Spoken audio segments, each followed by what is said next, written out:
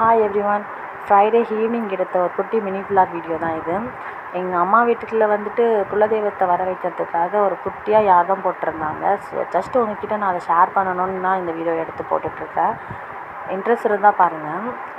இது எப்படின்னா, எங்கள் அம்மாவுடைய குலதெய்வத்தை வீட்டில் வர வச்சு கொஞ்சம் கஷ்டம்லாம் இருந்தது. அதை எப்படியாவது சால்வ் பண்ணுறதுக்காக ஜஸ்ட்டு யாரோ ஒரு ஐயர் மூலயமா எடுத்த டிசிஷன் போல் இது. அதுக்கு யாகத்தெல்லாம் ரெடி பண்ணிவிட்டு அவன் 48 வகையான அந்த யாகத்தில் போடுவோம் இல்லையா, அந்த பொருளெல்லாம் ரெடி பண்ணி வச்சுருந்தாங்க.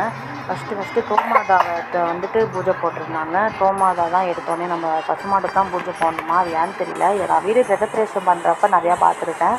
எடுத்தோடனே கோமாதா உள்ளே விடுவாங்க. பட் யாகம் பண்ணுறப்ப கோமாதான்னு தெரியல. ஆனால் அந்த ஐயர் அப்படி தான் சொல்லியிருந்தார். ஃபஸ்ட்டு கோமாதாவுக்கு தான் அபிஷேகம் பண்ணணும் அப்படின்ட்டு அபிஷேகம் பண்ணி கோமாதாவுக்கு அர்ச்சனை பண்ணி முடிச்சிட்டாங்க. ரெண்டாவது வந்துட்டு நிலவாசத்தாளுக்கு அர்ச்சனை பண்ணி முடித்தார். மூணாவதும் வந்துட்டு தான் விநாயகருக்கு பண்ணார்.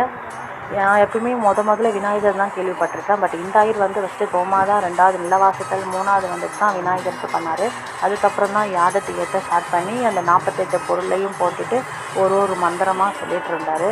அந்த மந்திரத்தை எடுத்து நான் உங்களுக்கு ஃபுல் பெரிய வீடியோவாக போட்டு வச்சுருக்கேன். இன்ட்ரெஸ்ட் இருந்தால் போயிட்டு பாருங்கள். என்னுடைய வீடியோ பிடிச்சிருந்தா ஃபாலோ பண்ணிக்கோங்க. நீங்கள் இதுக்கு முன்னாடி எதனா யாரும் அட்டன் பண்ணியிருக்கீங்கன்னு பாருங்கள். நான் வந்துட்டு எங்கள் வீடு ப்ரிப்பரேஷன் பண்ணப்போ பார்த்துருக்கேன். பட் இந்த அளவுக்கு ரொம்ப புகை வரல.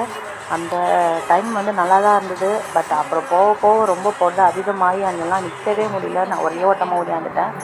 ஆனால் அங்கே இருக்கிற ஐயர் என்ன சொல்லியிருந்தாருன்னா, அந்த பொருளெல்லாம் உள்ளுக்குள்ளே இருக்கும்னா அது நல்லது, அது உடம்புல இருக்கிற கொஞ்சம் பிரச்சனையெல்லாம் தீர்க்கும், யாரும் போகாதீங்க, அப்போ நீங்கள் கீழே உட்காருங்க அப்படின்னு சொன்னார். நீங்கள் எப்படின்னு சொல்லுங்கள். ஓகே, இன்னொரு வீடியோவில் பார்க்கலாம்.